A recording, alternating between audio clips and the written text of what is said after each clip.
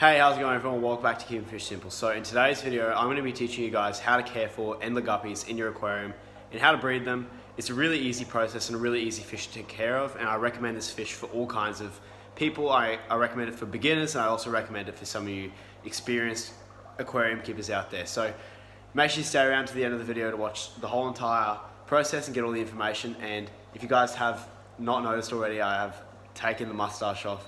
It's been long enough, and I finally decided to take it off. So without any further ado, let's get started on the video. I'll show you guys my tiger endlers. They look really cool, and I'll talk about them and show you how to care for them. This is an 100-litre aquarium. Now this is my tiger endler breeding setup, and it's also cohabitating with some bristlenose plecos that I'm breeding in here. So there's a huge pleco there and there and there being breeding and creating heaps of babies. But I've recently picked up these tiger endlers. So tiger endlers are a hybrid breed of the natural kind of endlers that we used to see in the aquarium hobby, and they've kind of changed over time into little species like you see here.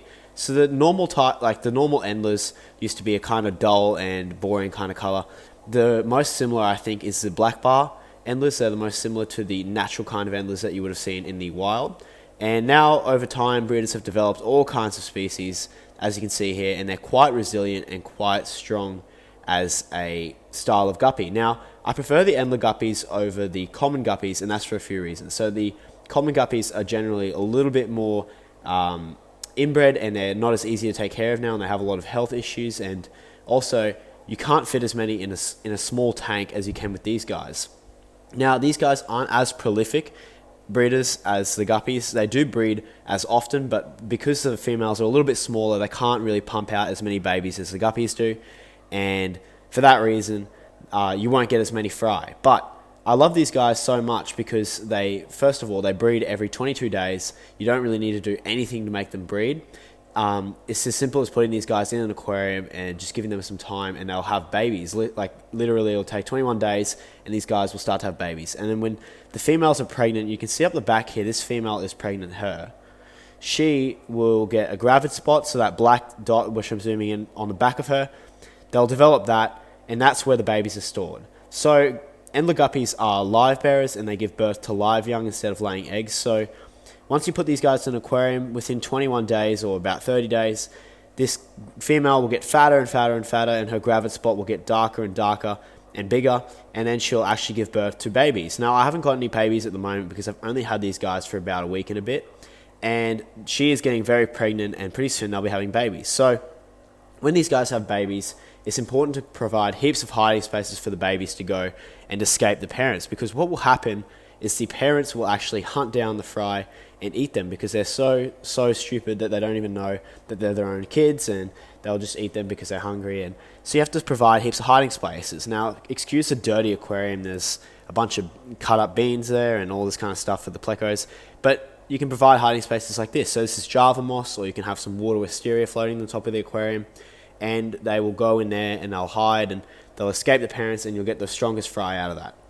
Now, with regarding to the water parameters in the aquarium, it really does not matter with these guys. They can range from a high pH to a low pH.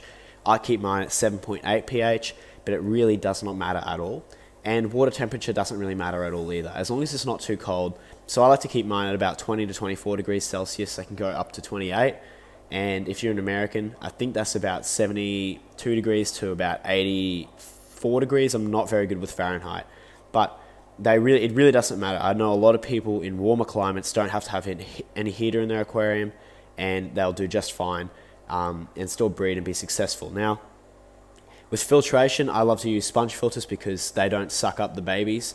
And if you've got a filter with an intake, you'll have to get a sponge cover to cover up. You can see here this male's showing off to that female. There, you can see how good their colors are.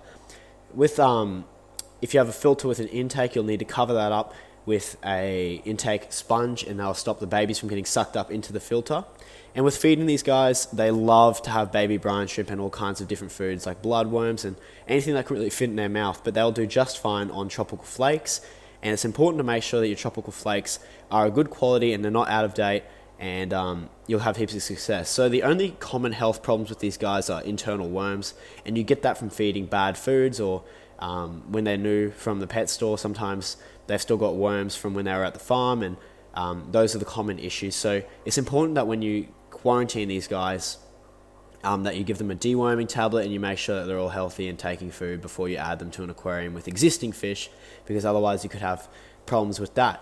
So that's really the important knowledge you guys need to know. These guys are a super easy fish to take care of. You can keep them in a 5-gallon or a 10-gallon tank and breed them up. One of my biggest pieces of advice, and the thing that I ran into when I've been keeping these guys, is inbreeding. So inbreeding is a really common problem with all kinds of fish, especially live bearers, because they breed so much. So it's important that you guys, if you get some tiger endlers or if you get some black bar endlers, that every 6 months or so you add a couple new black bars in from someone else, and you make sure that you are constantly mixing up that bloodline and making that gene as strong as possible, because first of all, you'll do everyone else a favor by keeping them like not inbred, and everyone else will have healthy guppies, and also you'll do yourself a favor because they'll be a lot more resilient and they won't die as frequently, and you'll have heaps more success doing that. So I really hope you guys enjoyed this video, and I hope you guys enjoyed looking at these endlers here.